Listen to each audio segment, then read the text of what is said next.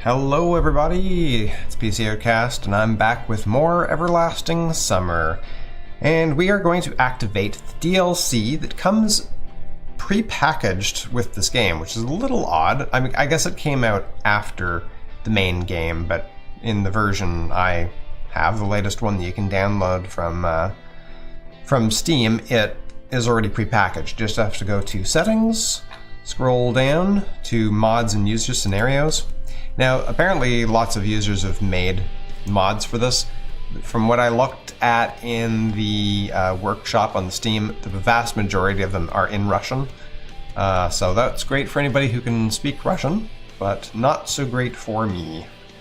But this one is created by the studio itself, so let's take a look at it. One Pioneer's Story.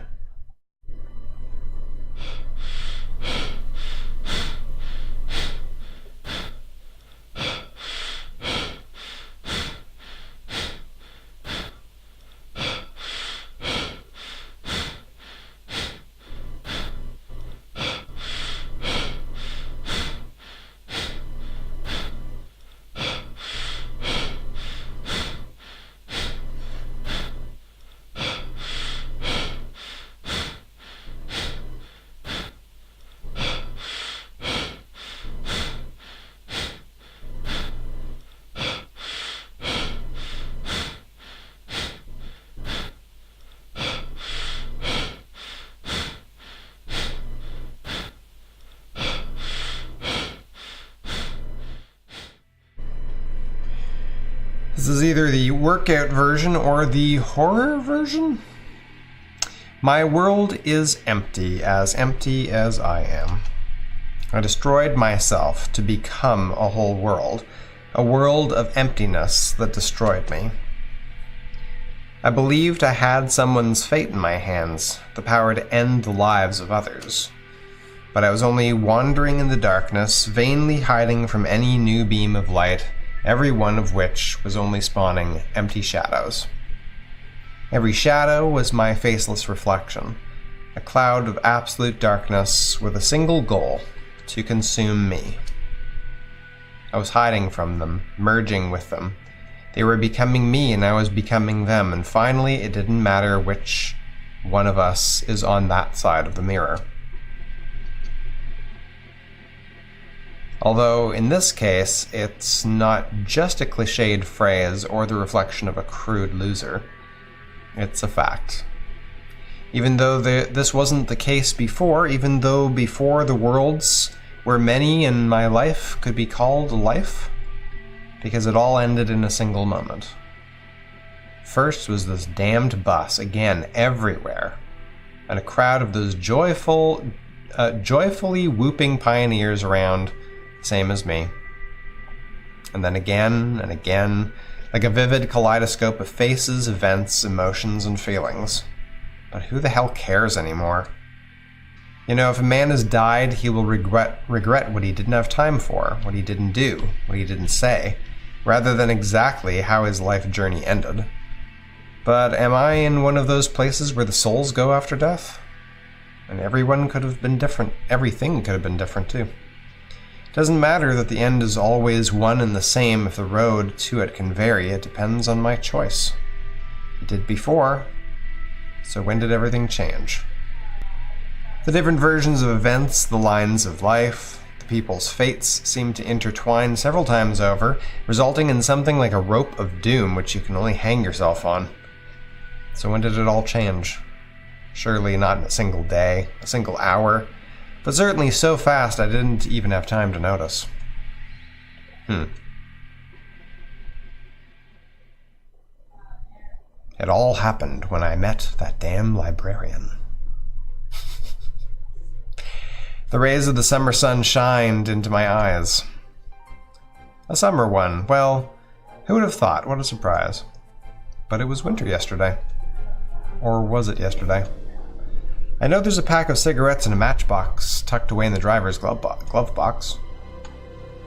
My head spun from the deep breaths I inhaled, and the nasty smell of menthol fettered my brain with a chill. Cosmos for export. They could damn well make stuff for export then, unlike now. Nuclear reactors, rifles, cigarettes, and communism. Lots of communism. In boxes, crates, containers, in the cargo holds of ships, in the freight sections of planes, in the goods wagons of trains, even in the spaceships. Ever more communism. To the pygmies of Africa, Incans of South America, Papuans? I think that's how you pronounce it. Papuans of New Guinea. And I guess we can drop a package for the penguins in Antarctica too. I'm raving. Finishing the third cigarette, I stared at the gates and started to wait. I didn't even need a clock. There was an unfailing internal chronometer working in my head. Now, just a little bit longer. One of the doors squeaked disgustingly and opened up a bit, and from behind it peeked out a girl in a pioneer uniform who looked around and noticed me. Walking closer, she sniffed the heavy, hot air and seemed to be a bit surprised, but immediately smiled and spoke. "Hi, you must be the new..." Go blank yourself. I shouted, got up, and went to the camp, ignoring her. It was hilarious once, then it was fun. Now it's just a habit. A foolish but obsessive habit, like putting different things in different pockets. I, for example, can't carry a phone in my right pocket because... hell if I know why. And this is the same deal. Insulting a girl in the morning is a good start to the day. I met another pioneer girl on the way. To be more precise, she tried to hit me on the back, but I jumped away in time and glared at her in a way that seemed to make the poor girl suddenly come up with more urgent things to do. Camp leader's hut was drowning in a storm of lilacs. Can it just drown already? Damn it. A loud slam of the door distracted the occupant from reading some book. No, I really never wondered what the camp leader reads.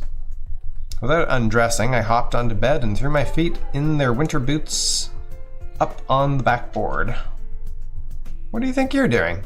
And for that matter, who are you? The camp leader asked, genuinely resentful. Shut your mouth, woman, I said lazily. She was petrified, unable to say a word. It's always like this, every damn time. Better yet, tell me, why have you still not found yourself a man? How old are you? 25? Late 20s? You should understand the way the world works at this age. For a moment, a heavy silence hung in the room. You don't know? I'll tell you then. Who the hell would want someone like you? The camp leader's house resounded with a loud laugh, or even something more like a hoarse neigh, while a familiar melody rang outside. A couple of times I'd tried to find out where the supper music was coming from, so instead of it, the speakers would play something more or less cheery throughout the camp. I didn't, though. Looks like this angelic singing needs neither a player, nor wires, nor electricity. To hell with it, then. For example, right now, I wouldn't be against the whole camp hearing me laugh. But at whom? Not at myself, no. I'm just laughing because laughter is a wonderful defense mechanism and a way to allay the boredom. How much does a minute of laughter give you? 5 minutes of life? Well, it's of no use to me. I am de facto immortal. I just need a notarial certification? I guess that's like a notary, right? Notarial? Not sure how to pronounce that. How dare you talk this way to your elder? Oh, la dear. Change the track already, will you? Honestly, I'm sick of listening to the same thing time and time again. Let's try it this way. Hello, how are you doing? See, it's not that difficult. Okay, your turn now. What? Not what, it's hello, how are you doing? And I'll reply, thanks, bad as always. And maybe I'll even add, thanks to your prayers. Get out of here, I'll call the police. How? With the Pigeon Express, the phone isn't working. Yes, but the camp leader faltered. Although, I reached into my pocket, the left one, took out my mobile and threw it to her. Here, try it. The camp leader caught the phone. It jumped around several times in her hands and almost fell to the floor. What is this? A phone. I gave a short answer and closed my eyes. That thing, you know. Ting-a-ling-a-ling. The telephone began to ring. Are you sick in the head? Camp leader seemed to have finally started to come to her senses. What about you? I don't know what's happening here. Have you seen the film Groundhog Day? You haven't. Well, anyway. If that library of yours had some books on psychiatry, I would have been able to answer the question about my psychiatric condition with more certainty. That's why, for now, I'm only ready to tell you as an amateur, yes, Ola dear, I'm sick. And again, the loud, devilish laughter. The camp leader was stunned and released the phone from her hand. It fell on the edge of the bed and bounced towards me. I picked up the cell at once and put it in my pocket. But not in love with you, I added, opening one eye. Someone's shyly knocked on the door, then it opened and a girl appeared at the doorstep. Oh, god damn it. I theatrically jumped off the bed. And where's the chopper? Forgotten at home? The girl looked at the camp leader in confusion. This is... She started and then sighed and sank heavily onto the opposite bed. Actually, I knew that the camp leader isn't afraid of me. The fear is simply not included in her program. She can be resentful, yeah, as much as you want. Imitate fright, most assuredly. But a couple of minutes will pass and she'll withdraw, leaving me be. Camp leader, my foot. If I were in her shoes. This must be a bad time. The girl shyly prattled, casting her eyes down and preparing to leave. Why? Don't be shy, I exclaimed, hospitably, gesturing to a place near me. Sit down now. Make yourself at home. No, Sit down, I said. I barked. Now this girl can certainly display genuine fright, fear, even terror. She slowly approached and sat on my bed, clinging to the backboard. So, got anything nice to tell me? Fade to red, fade to white, fade to black, and then whatever that is.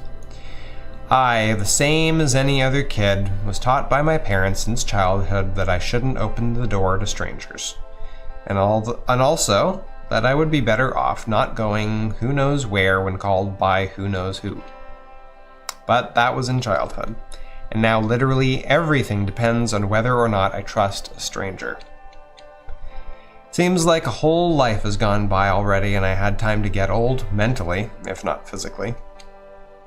And I forgot what winter is. Snow, cold, the evening darkness, a wind that chills to the bone, and eternal muddy slush. Same goes for the city. Not stopping for a minute, always running somewhere and fumigating the dirty sky and people with its lines of rotten chimneys and car exhausts. It stayed in the distant past, like the faded pages of an old photo album that had been thrown into a storeroom as unnecessary.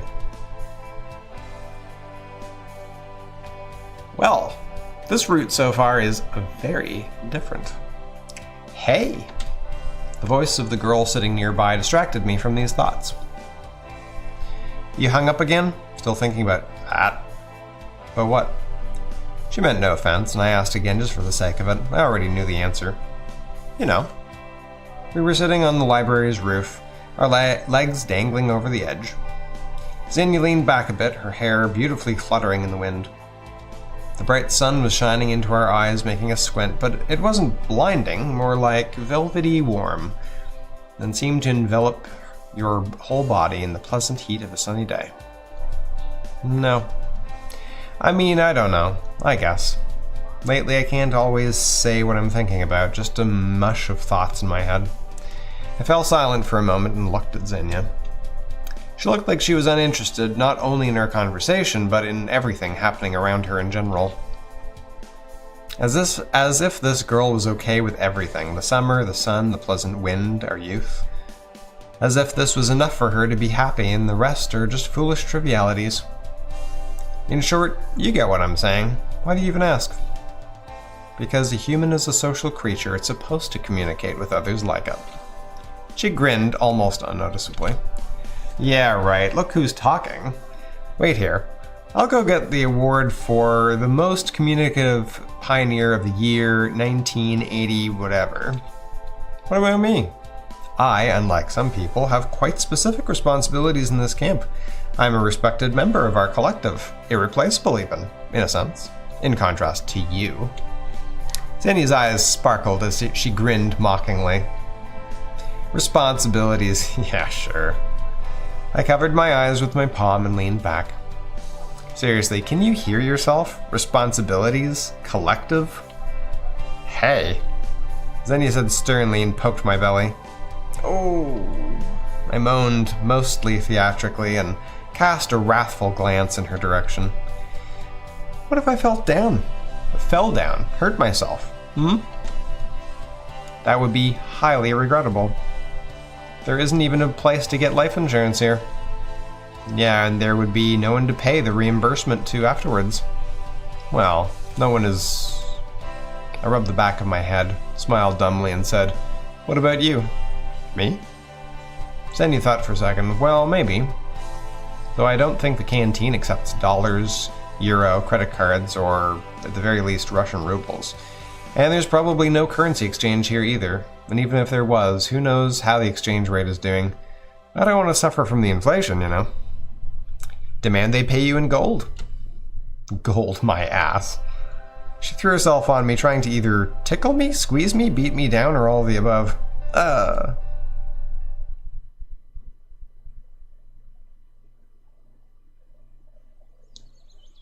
Okay, I'm just going to throw this out here. I'm thinking that this is the Semyon that we met, that told that it said that he's been repeating over and over, right? The other Semyon actually had a dream and got out with the girls, or stayed with Yulia, or whatever option he ended with. But this Semyon is the guy that talked to that guy and told him that there's no way to get out, because he's just handling things a little bit like he's just so familiar with everything. So that's my theory. Could be totally wrong. Leaving the camp leader's house, I was chuckling. I probably shouldn't have expected anything from the conversation with this pioneer girl. And I didn't. Why would I? It's all been known for a long time now. I'm able to play this piece on my own like a miserable one-man show. What an irony. A play with one actor, in a theater with one spectator, in a city with one citizen, in a universe with one living being? Or living in quotation marks, or maybe living in italics? That kind of obituary. What kind of obituary would you prefer? With scroll work or without? With capitals or without? What font would you like? Should the paper be glossy or matte? Pfah, again. Down the road was skipping a jolly little girl. Should I maybe start with her this time around? I remember there being splendid meat hooks in the canteen. Or shouldn't I? And who are you? She blurted out, coming up to me. I am the terror that flaps in the night. Boo! I demonstratively spread my arms and loomed over her. That's not scary at all. Not scary? Well, it'll do for now. I grinned and went forward. Hey! Her shout followed me. Wait! The girl caught up to me and grabbed my hand. Don't touch me! I cried with disgust and forcefully jerked my hands. The young pioneer flew off the road and fell into the bushes. Ouch, that hurt! She started to cry. Strange. Now this is really strange. I don't think something like this has ever happened before. Of course, this day has repeated itself so many times already, it's impossible to count. And the point is really not the girl flying into the bushes, it's that there shouldn't be anything new. Even such an insignificant as one might think, occurrence may, in the end, turn out to be more important than all of the previous times. Than the first time. I don't know why. I just feel that it's simply been too long since anything new happened. Of course, this world isn't comparable to a monotone mechanism that does its work soullessly, but all the variations of the script are familiar to me. And when I say all, I mean all. A couple of minutes ago into the camp leader's house could have come not that shy pioneer, but the girl who met me at the camp's gates, and I would be ready. Or the arrogant pioneer girl that greets strangers with a thump on the back, and I would be ready. Or even this little cryberry, and I would still be ready. But now, at this very moment, something is happening that I'm not ready for. And above all, I'm not ready for surprises. The girl continued to cry, looking at me with eyes full of anger and resentment. You. It's all your fault. Come on, what are you crying for? I walked up to her hesitatingly and reached out my hand. For a second, the girl made a puzzled face, but then grabbed me and got to her feet with a jerk. Felt ashamed, did you? That's the point. You can't bully the little ones. Ashamed? I repeated, my thought far from here. Why, because of you? Why would I be? But you should. She frowned and ran towards the camp leader's house. To complain, maybe? I don't know. I really don't know. For the first time in a long, long time, something like this has happened. Just a couple of minutes ago, I could say with certainty with what each of the pioneers is occupied with at this particular moment. And what now? Fa. Fee. Fo. I mean, you know. At dinner, the camp leader approached me. That turned out awkward. She began as she gathered her thoughts. Your parents called me but you could have behaved more properly, at least introduced yourself for a start. She said as her expression changed. But that's nothing. We will make a model pioneer of you. Before I would have told her in detail about both the pioneers and the modeling, but right now I just had no desire to talk, neither with her nor with anyone else. Alright then, for a start, you should meet your comrades. Camp leader waved her hand, inviting someone to the table, and two girls approached us. Well, enjoy your meal. I have more things to do. She said uncertainly and left the pioneers alone with me. Hi, you're new, right? Do you like music? Join our music club. It's only me there right now, though, but with you there'd be two of us. It'll be fun, don't you think? I didn't look at her and continued to eat intently. Leave him alone. Don't you see he's kinda lame brain? If the first girl was just a bit dumb, the second one I would compare to that grumpy cat from the internet. How about... I've never actually done this before. It's just never crossed my mind. Well, if I don't know the future events now, then why not give it a try? I silently got up, took the compote glass, and poured it on the second pioneer's head. Bon appetit! Summed up this act of vandalism with a stony voice and headed to the exit of the canteen. The girl cried, squealed, wheezed, and even moaned somewhat hoarsely, but didn't try to stop me. Right now, I most wanted to be in some other place, to look at the world from the outside, to observe the suffering of others from the height of my experience. But starting today, those places are no more. At the doors, I bumped into that first girl who met me at the gates. Tried to go around her, but...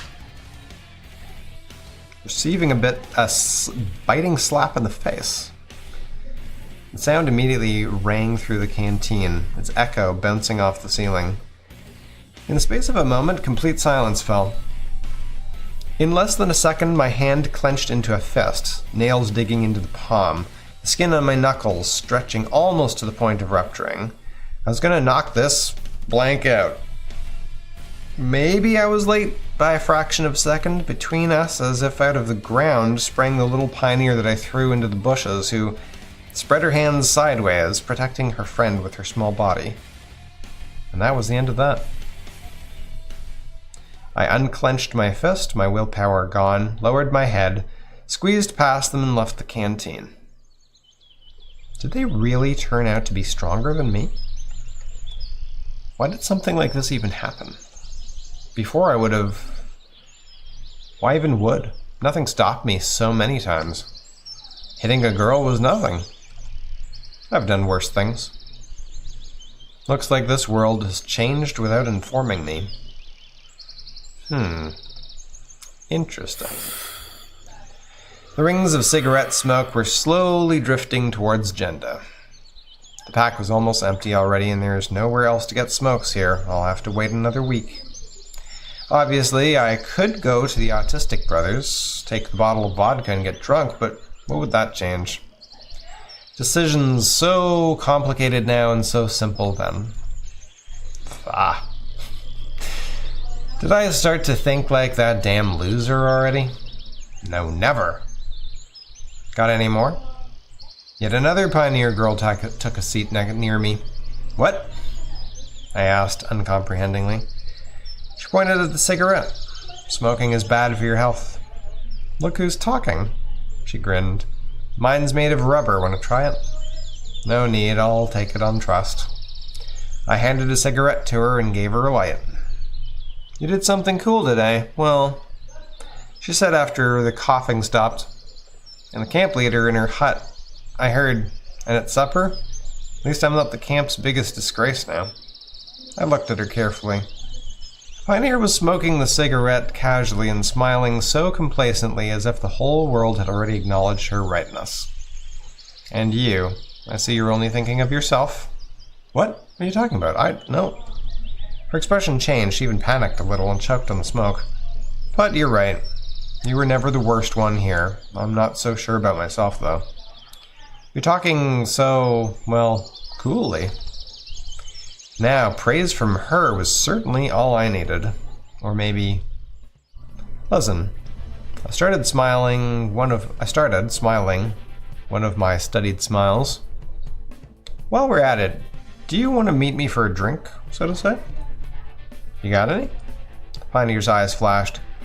I can always find some for a good comrade.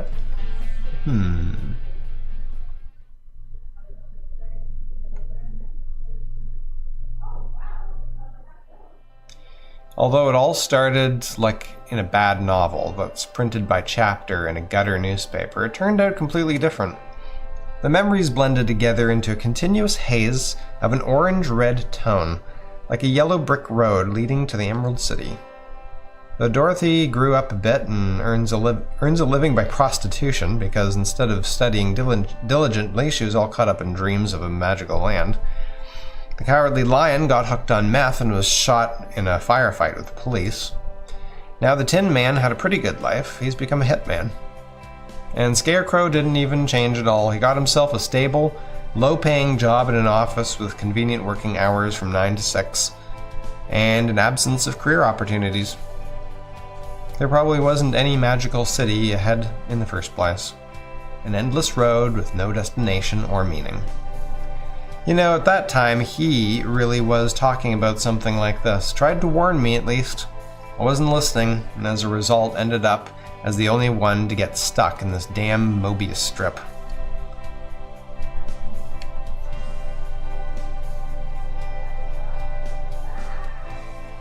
She was sitting nearby and squinting with discontent.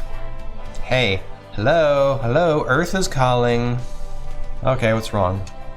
Like I can't take a moment to think already? Thoughts should lead to result, and what have you got? Well, what have I got? A lack of results. A lack of results is still a result. Xenia painfully pinched me on the shoulder and moved a meter away.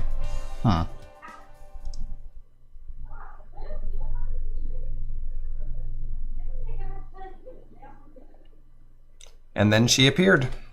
No, Xenia. Xenias have always been in Sovyanok, but at that time I saw my Xenia for the first time. Maybe I don't remember what happened before and what came after that, well, but those several days will forever remain in my memory. My Xenia, eh? I have already realized clearly that this is not my frozen world. Understood that an eternity later I had again, as I had once before, managed to fall into another. Managed accidentally, as if for a second the orbits of two planets crossed and I only had a moment. If I were a second late, they'd fly away from each other forever, getting further and further apart with stupendous speed. This world is as lonely and empty as the previous one, but the main thing in it is that it's different. And there are things here unfamiliar to me. Oh, this is really important. It is so important for me. For example, Xenia, sitting not in the library, but on the canteen's porch. After all that's happened, I was just not capable of sarcasm. Hi. I said as I came closer, but still stopping at a safe distance. Xenia raised her eyes to me. Her face showed that she didn't expect to meet someone here. Hi. And her voice didn't sound like usual. Not that I would have mistaken the librarian's intonation for anything else. Decided to get to supper earlier? No, I don't know. When's supper again? She pattered. What do you mean, when supper? Her answer left me in a stupor, and I broke into a smile, though a chill ran through my whole body. No, sorry. Of course, I know when supper is. It's just, well... Xenia got completely confused and stared at her feet. It seemed like the last thing she wanted right now is to be here, but she didn't have enough resolve to leave. It was strange, but didn't scare me at all. On the contrary, I was happy because something new, beyond the scope of the pattern, had happened. Are you alright? I asked the stupidest question possible in this situation. What did I even expect to hear in return? Yes, thank you. For what? I don't know. Well, for being worried. Well, A faint tinge of discontent appeared on her face, but disappeared immediately, and Xenia slowly got up. I gotta go. Wait, but weren't you on your way to the canteen? I'll come later. I've got things to do. Other things to do. Okay. I didn't stop her, but decided to follow. God knows how long it's been since anything like this has happened to me. Only on my first few times here, maybe.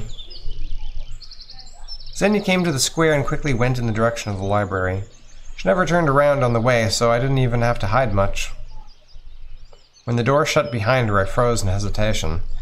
So what's next? Should I knock and go in? But what will I tell her? One wouldn't need to be a detective to realize that I'd been following her. I was brought out of my thoughts by Electronique, who appeared before me as if out of nowhere. What? Came with a checklist? Eh? Yeah, I just decided to visit the library. Got it. I won't distract you then. You said I'm prepared to leave already. Wait. Don't you think that lately Xenia's been, well, behaving strangely, I guess? Electronique looked at me carefully, appraisingly even. Did something happen? No, nothing. I looked as if I was making excuses, and a feeling of personal pettiness enveloped me. Why should I make excuses to him? I'm just asking. What? I can't even ask already? No, of course you can, he said nervously. Maybe she really has been a bit strange. I guess I've noticed something like that in the past couple of days. Really? How did this strangeness manifest itself? I'm not sure. She's just usually more self-confident or something. You think we should talk to her? I was going to say you certainly shouldn't, but I restrained myself. Okay, forget it. Maybe she's just in that mood. What mood? No mood. That one. Guess it. Aren't you one of our future scientists? I answered abruptly. Electronique thought for a moment, as if pondering the fate of the world, and then nodded understandingly. Okay. I spread my arms a bit and lowered my head, indicating that if he had no more business with me, then it would be better for him to get back to building robots, and to do so as soon as possible. Of course, he was a bit slow, but this time he understood me on the first try.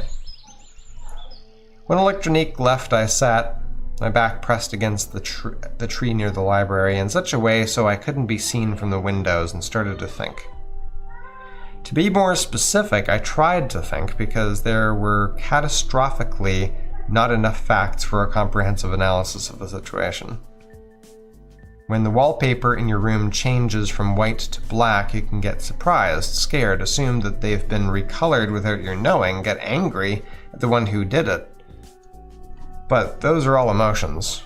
A fact in that situation would be a note on the table saying something like, "Dear, I thought it would be better to get ready for eternity beforehand, so I changed the tone of the interior to a more fitting one." And what did I have on my hands at the moment? Behind me, a huge number of loops. Now, the librarian's strange behavior, and ahead, uncertainty. Interesting. Well, on that note, we will call this an episode. Thanks very much for watching. We'll pick this up again next time.